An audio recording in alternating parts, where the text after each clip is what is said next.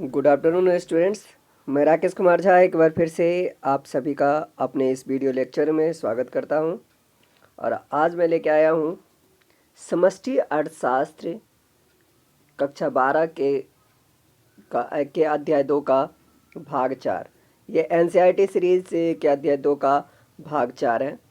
तो इसके अंतर्गत आज हम अध्ययन करेंगे आय का वर्तुल प्रभाव और राष्ट्रीय आय गणना की विधि यानी कि 2.2। तो इसमें जिसमें कि राष्ट्रीय आय गणना की विधि हम अगले भाग में डिस्कस करेंगे, लेकिन इससे जुड़ी हुई बातें अभी हम पढ़ेंगे। वर्तुल प्रवाह के बारे में जानेंगे।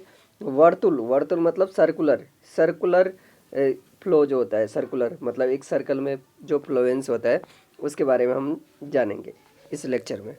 तो आइए शुरू करते हैं आज का ये लेक्चर। इससे पहले यदि आप हमारे चैनल पर नए हैं तो प्लीज़ हमारे चैनल को सब्सक्राइब करें।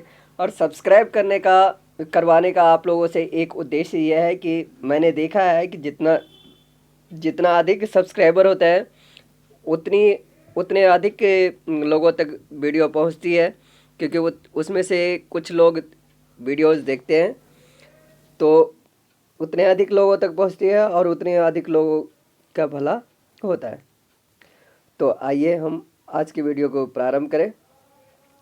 पूर्व खंड यानी कि 2.1 यानी दूसरे चैप्टर के पहले टॉपिक के अंतर्गत हमने पढ़ा था कि अर्थव्यवस्था के संबंध में उससे हम मिलजुल कर मिलाकर यह जानने में सक्षम हो गए हैं कि कोई सरल अर्थव्यवस्था सरकार बाह्य व्यापार यानी बाहरी व्यापार या किसी बचत के बिना किस प्रकार कार्य करती है, यह हम जान चुके हैं। यानी कि अब ये देखिए, फर्म परिवारों को उसके उत्पादक कार्यकलाप जिसका वह निष्पादन मतलब उसको पूरा करता है, निष्पादन करता है के लिए भुगतान करती है। जैसा कि हमने पहले ही उल्लेख किया है कि वस्तुओं और सेवाओं के उत्पादन के दौरान 4 प्रकार के मौलिक योगदान किए जाते हैं। 4 प्रकार के मौलिक योगदान किए जाते हैं। सबसे पहला है मानवीय श्रम का योगदान, जिसका मेहनताना यानी पारिश्रमिक क्या होती है, कहलाता है मजदूरी कहलाती है। पूंजी का योगदान इसका मेहनताना के रूप में इसका पारिश्रमिक क्या मिलता है, हमें ब्याज मिलता है। उद्यम वृत्ति का योगदान जिसका पारिश्रमिक क्या होता है, लाभ होता है। स्थिर प्राकृतिक संसाधन जिसमें कोई परिवर्तन नहीं आता, जैसे कि भूमि, इसका पारिश्रमिक क्या होता है, लगान होता है। इस सरलीकृत अर्थव्यवस्था में सिर्फ एक तरीका है जिसमें परिवार अपनी आय का निपटान कर सकते हैं। नामतः वह अपनी समस्त आय को घरेलू फर्म द्वारा उत्पादित वस्तुओं और सेवाओं पर व्यय कर सकते हैं। देखिए इस लाइन को समझिए, समस्त आय को घरेलू फर्म द्वारा, घरेलू फर्म यानी जो छोटे मोटे जो उत्पाद फर्म होते हैं, तो घरेलू फर्म द्वारा उत्पादित वस्तुओं और सेवाओं पर व्यय कर सकते हैं। यानी कि देश के अंतर्गत जो भी फर्म है उनकी आय के निपटान के अन्य मार्ग बंद रहते हैं। परिवार बचत नहीं करते हैं और वह न ही सरकार को कोई कर अदा करते हैं, क्योंकि यहाँ कोई सरकार नहीं है, और न ही वे वस्तुओं का आयात करते हैं, क्योंकि इस सरलीकृत अर्थव्यवस्था में कोई बाह्य व्यापार नहीं होता है। दूसरे शब्दों में उत्पादन के कारक अपने पारिश्रमिक का उपयोग उन वस्तुओं और सेवाओं के क्रय पर करता है जो उत्पादन में सहायक होते हैं। अर्थव्यवस्था के परिवारों का समस्त उपभोग फर्मों द्वारा उत्पादित वस्तुओं और सेवाओं पर हुए समस्त व्यय के बराबर होता है। अतः विक्रय संप्राप्ति के रूप में अर्थव्यवस्था की समस्त आय उत्पादकों के पास पुनः वापस आ जाती है। इस व्यवस्था में किसी प्रकार का लीकेज नहीं होता है, अर्थात फर्म द्वारा कारक अदायगी यानी कि उत्पादन के चारों कारक द्वारा अर्जित पारिश्रमिक का कुल योग क्या कहलाता है, कारक अदायगी के रूप में वितरित राशियों का कुल योग और उनके द्वारा विक्रय संप्राप्ति के रूप में प्राप्त समस्त उपभोग मूल्य में कोई अंतर नहीं होता है। अब जरा इसी पैराग्राफ को समझते हैं। परिवार अपनी आमदनी का ये निपटान कर सकता है। वह क्या करता है, समस्त जो उसकी आमदनी होती है वो घरेलू फर्म यानी कि आसपास के जो छोटी मोटी दुकानों इत्यादि में जो क्या होता है कि वस्तु और सेवाओं पर खर्च करते हैं, उनकी आय के निपटान का दूसरा मार्ग क्या है, यानी घरेलू खर्चे में ही उनका चला जाता है। और परिवार ना तो बचत कर रहा है ना ही कोई टैक्स पे कर रहा है यानी कर दे रहा है, क्योंकि यहाँ कोई सरकार ही नहीं है जब घरेलू मामला है तो। और ना ही वो आयात करते हैं, आयात मतलब कहीं और से एक्सपोर्ट करते हैं। दूसरी अर्थ में अगर हम देखें तो अगर आप कहीं पे काम करते हो, आप घर में काम करते हो, तो उसके लिए आपको क्या मिलता है, कुछ नहीं, भोजन कपड़ा ये सब। ना आपकी आमदनी हो रही है ना बचत हो रहा है। लेकिन अगर दूसरे अर्थों में बात करें तो आप कहीं पे जाते हो, वहाँ से आपका मेहनताना मिलता है, और उस मेहनताने को आप किसके लिए प्रयोग करते हो, या तो कपड़ा खरीद रहे हो, या फिर आप कोई भी घरेलू उपयोग की वस्तुएं खरीद रहे हो, खाद्य पदार्थ खरीद रहे हो, तो खाने की चीज़ें खरीद रहे हो। तो उसमें क्या हो रहा है कि वो खाने की चीज़ें जो हैं वो किसी न किसी फार्म में ही बन के तैयार हुआ है। तो वहाँ पे वो आप उसके लिए पे करते हो, तो वो पैसा कहाँ पे चला गया, फिर से उसी उत्पादक के पास ही वो पहुँच जाता है। अगली अवधि में फार्म वस्तुओं और सेवाओं का पुनः उत्पादन करती है। अब अगले टाइम में फिर उसी जो है ना आपके द्वारा दिए गए जो मेहनताना है, जो मेहनताने के रूप में जो आपने मूल्य दिया या लाभ दिया, उसी का क्या होता है, फिर से उत्पादन के करती है, उसी को प्रयोग करके, और उत्पादन के कारकों को पारिश्रमिक प्रदान करती है। इन पारिश्रमिकों का उपयोग पुनः वस्तुओं और सेवाओं के क्रय के लिए होगा, यानी कि यह जो है ना सर्कुलर चलते रहता है। और हम कल्पना कर सकते हैं कि अर्थव्यवस्था की, हम कल्पना कर सकते हैं कि अर्थव्यवस्था की समस्त आय हर वर्ष दो क्षेत्रक यानी कि फर्म और परिवार के बीच वर्तुल प्रवाह का प्रवाहमान रहेगी। अब देखिए इसे रेखा चित्र 2.1 यहाँ पे देखिए, ये देखिए जरा, इसमें आप देख रहे हैं कि ये परिवार है, फर्म जो है ना वस्तुओं और सेवाओं के माध्यम से परिवार की मदद कर रहा है। अब परिवार जो है ना व्यय करता है, और जिससे कि फर्म के पास पैसे आ जाती है। इसी तरीके से यहाँ पे है कारक अदायगी, फर्म के द्वारा कारक अदायगी होती है, और परिवार के द्वारा कारक सेवाएं दी जाती है,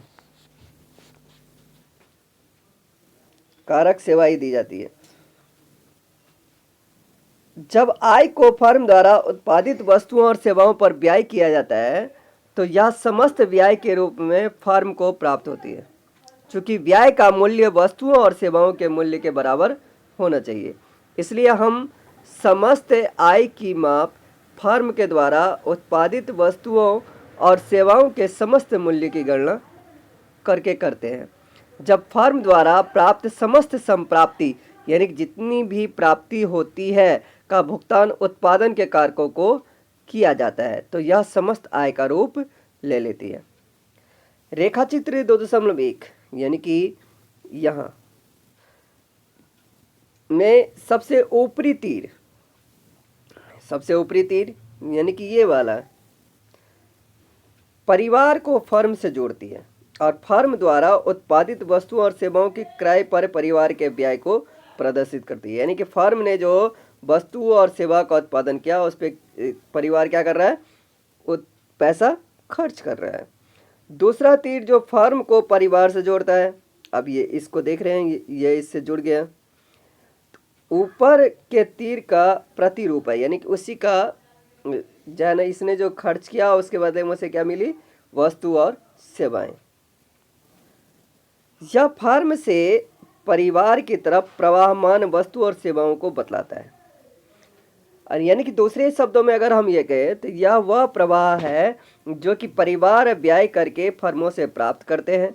अगर इसको संक्षेप में कहें तो दो तीर यानी कि वस्तुओं और सेवाओं के बाजार को प्रदर्शित करते हैं, ऊपर का तीर वस्तुओं और सेवाओं की अदायगी के प्रवाह को, यानी कि अदा कर जो कर रहे हो उसके वस्तु के लिए, वस्तु या सेवा के लिए, और नीचे का तीर वस्तु और सेवाओं के प्रवाह को प्रदर्शित करता है। इसी प्रकार रेखा चित्र के निचले भाग के दो तीर, यानी कि ये नीचे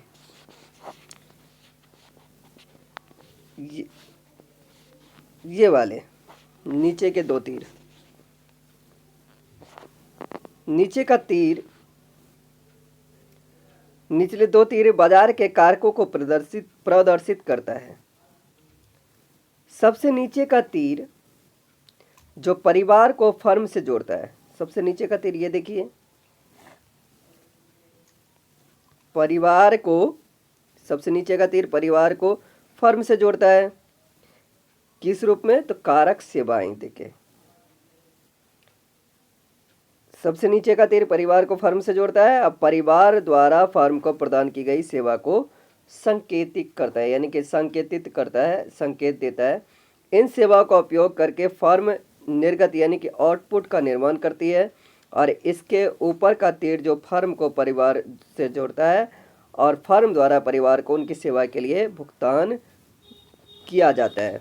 अब यानी कि देखो, आपने क्या किया, इनको सेवाएं दी, यानी मजदूरी किया, परिवार के ही सदस्य मजदूरी करते हैं, और ये फर्म उसके बदले में उन्हें क्या करते हैं, कारक अदायगी करते हैं, यानी कि उसका मूल्य देते हैं, मेहनताना देते हैं।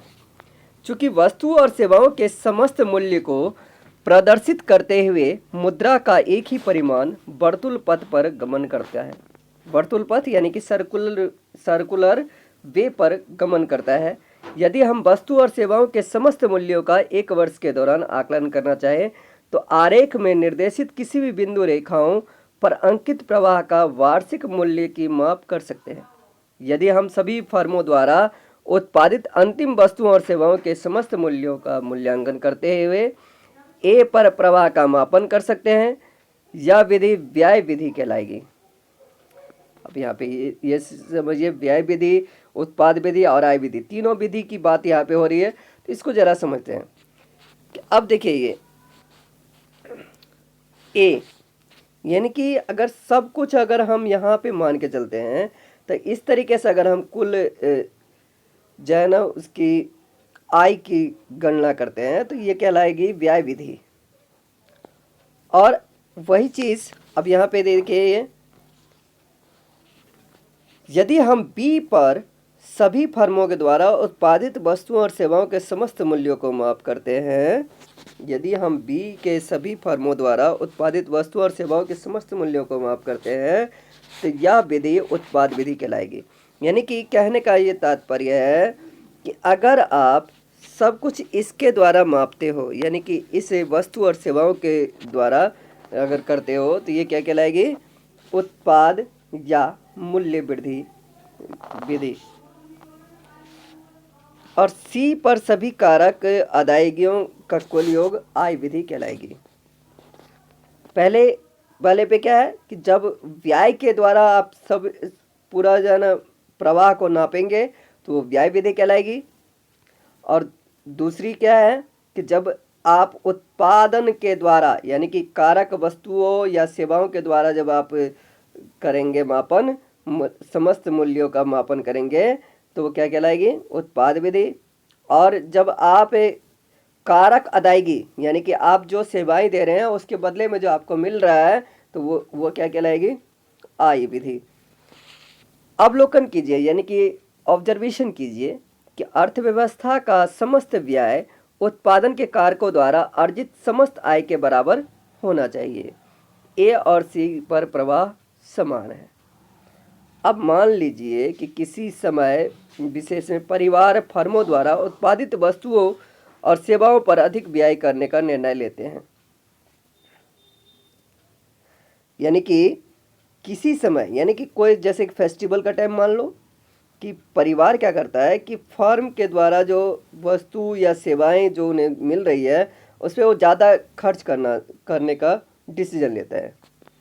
कुछ देर के लिए इस प्रश्न को छोड़ दें कि अतिरिक्त व्यय के लिए उसके पास मुद्रा कहाँ से आएगी। इस बात को हम छोड़ देते हैं कि भैया अब आपकी आमदनी अगर 20,000 रुपये है तो 20, अब उस महीने में पर्टिकुलर महीने में 5 रुपये आप ज़्यादा खर्च करना चाहते हो, तो आप ये मत सोचिए कि अभी यहाँ पे इस चीज़ को हम इग्नोर करके चलते हैं कि भाई एक्स्ट्रा पैसा उसके पास कहाँ से आएगी, क्योंकि वे पहले ही अपनी पूरी आय व्यय कर चुके हैं। अब यहाँ पे प्रश्न ये आता है कि अतिरिक्त व्यय उनके पास कैसे आएगी, कहाँ से आएगी, क्यों? ये प्रश्न आता है कि वे पहले से ही अपनी आय व्यय कर चुके हैं। इसको हमें ध्यान में नहीं रखना है।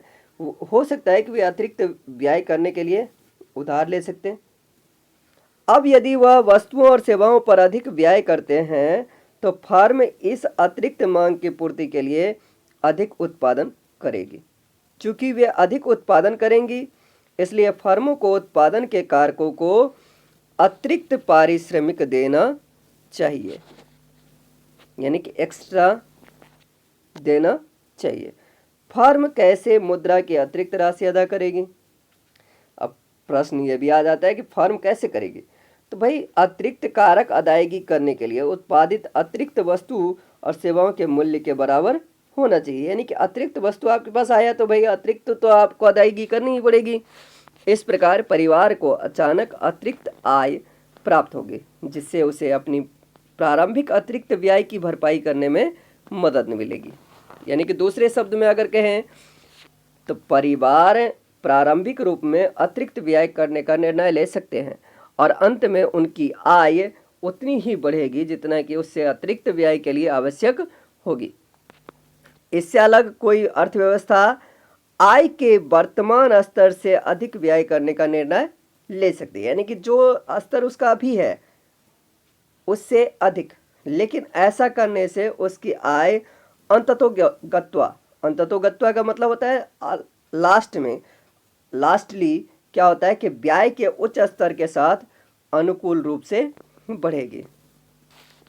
यानी कि पहली बार देखने से ये थोड़ा विरोधाभासी लगता है। विरोधाभासी मतलब कि जिसमें कि कंट्रडिक्शन फील होता है कि भाई ये अटपटा सा लगता है कि भाई उल्टी बात की जा रही है। लेकिन आय चूंकि वर्तुल पथ यानी कि सर्कुलर वे पर गमन करती है, इसलिए यह बताना कठिन नहीं है कि एक बिंदु पर प्रवाह में वृद्धि से सभी स्तरों पर प्रवाह में वृद्धि होगी। अब चूंकि आप जानते हैं कि अभी हमने चर्चा की थी कि जो ये पेमेंट का आय का जो होता है वो क्या होता है, ऐसे होता है सर्कुलर होता है। तो सर्कुलर जब होता है तो अगर मान लीजिए कि आप यहाँ पे जाना यानी कि अतिरिक्त व्यय करते हो, या ये वाले बात पे आप अतिरिक्त व्यय करते हो तो आपका ये वाला भी ऑटोमेटिक बढ़ जाएगा। एकल आर्थिक एजेंट यानी कि एक परिवार का कार्य समस्त अर्थव्यवस्था के कार्य से कैसे भिन्न है, इसका एक और दृष्टांत है। यानी कि आर्थिक परिवार का कार्य समस्त अर्थव्यवस्था के कार्य से अलग कैसे है, अब इस बात को समझते पहले। तो ये इस प्रकार अलग है क्योंकि देखिए परिवार में आप जो भी उपयोग करते हो तो उसके लिए आपका वहाँ पे क्या हो रहा है कि सोर्स ऑफ इनकम आय का स्रोत तो उत्पन्न नहीं हो रहा है ना, इसलिए यह अलग है। पूर्व में परिवार के व्यक्तिगत आय से व्यय बाधित होता है। यह कभी नहीं हो सकता कि एक श्रमिक यानी कि कोई मजदूर है या काम करने वाला कर्मचारी है वो अधिक व्यय करने का निर्णय ले और उससे उसकी आय में समतुल्य वृद्धि हो। यानी कि अगर मान लो कि उदाहरण के लिए किसी की तनख्वाह 50,000 रुपये 50,000 रुपये है और वो 50,000 अगले महीने से वो 60,000 रुपये खर्च करना चाहता है, तो ऐसा जरूरी थोड़ी है कि वो 60,000 ही उसकी वृद्धि मतलब 10,000 ही वृद्धि हो।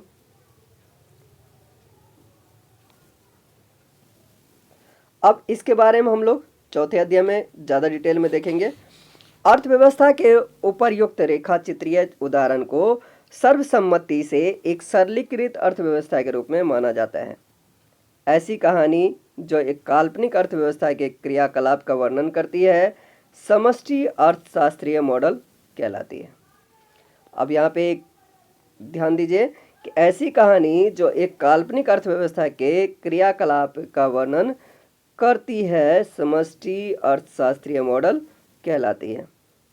यानी कि इससे स्पष्ट है कि मॉडल में वास्तविक अर्थव्यवस्था का विस्तार से वर्णन नहीं होता। उदाहरण के लिए हमारे मॉडल में यह मान लिया जाता है कि परिवार बचत नहीं करते, सरकार नहीं होती और अन्य देशों से व्यापार नहीं होता, ऐसा मान लिया जाता है। हालांकि यद्यपि मॉडल में अर्थव्यवस्था का क्षण प्रतिक्षण विस्तार से वर्णन करने की इच्छा प्रकट नहीं की गई है। उनका उद्देश्य आर्थिक व्यवस्था की कार्य पद्धति की आवश्यक विशेषताओं को उजागर करना ही है। लेकिन यहाँ यह सावधानी बरतनी होगी कि सामग्री का सरलीकरण इस प्रकार न हो कि अर्थव्यवस्था की अनिवार्य प्रकृति का मिथ्या निरूपण हो। मिथ्या मतलब गलत उसका अवधारणा प्रकट हो जाए। अर्थशास्त्र मॉडलों से पूर्ण विषय है। अर्थशास्त्र मॉडलों से पूर्ण विषय है। इस पुस्तक में कई प्रकार के मॉडल को प्रस्तुत किया जाएगा। एक अर्थशास्त्री का कार्य यह दर्शाना है कि कौन सा मॉडल किस वास्तविक जीवन की दशाओं के लिए जरूरी है। यदि हम ऊपर में वर्णित यानी कि ऊपर में जिसका वर्णन किया गया है अपने सरल मॉडल में परिवर्तन करें और बचत को ले, तो इससे यह मुख्य निष्कर्ष बदल जाएगा कि अर्थव्यवस्था की आय का समस्त मूल्यांकन अपरिवर्तित रहेगा, चाहे इसकी गणना ए, बी अथवा सी किसी भी स्थिति में की जाए। इससे पता चलता है कि यह निष्कर्ष मौलिक विधि से नहीं बदलती है। आर्थिक तंत्र कितना भी जटिल क्यों ना हो, तीनों विधियों से आकलित यानी कि आकलन किया हुआ अनुमानित जो वस्तु और सेवाओं का वार्षिक उत्पादन एक समान होगा। तीनों विधि मतलब आय, उत्पादन और व्यय, तीनों विधि से जो आकलन होगा यानी कि जो अनुमान लगाएंगे वो एक जैसा होगा। ये ऐसा नहीं होगा कि आपके व्यय विधि में कुछ और आ गया हो, आय में कुछ और आया हो, उत्पादन में कुछ और, मतलब तीनों बराबर हो। क्योंकि देखिए उदाहरण के लिए आप कैसे, अब यदि अगर आप 100 रुपये खर्च करते हो तो 100 रुपये की जितनी ही तो आपको वस्तु मिलेगी, और 100 रुपये की वस्तु जितनी वस्तु मिलेगी इसका मतलब क्या है कि आपकी 100 रुपये की आमदनी हुई। तो ये तीनों क्या है, बराबर ही है। तो इस तरीके से ये तो अभी की बातें थी। अब अगली वीडियो पार्ट में हम लोग चर्चा करेंगे उत्पाद अथवा मूल्य वर्धित विधि। इसके बारे में हम जानेंगे कि इसका प्रयोग कैसे करते हैं और कैसे इससे प्रश्न को हल किया जाता है। आखिर ये विधि है क्या, इस विधि के द्वारा हम राष्ट्रीय आय की गणना कैसे करते हैं। तब तक के लिए शुक्रिया। पूरी वीडियो देखने के लिए आपका बहुत बहुत धन्यवाद।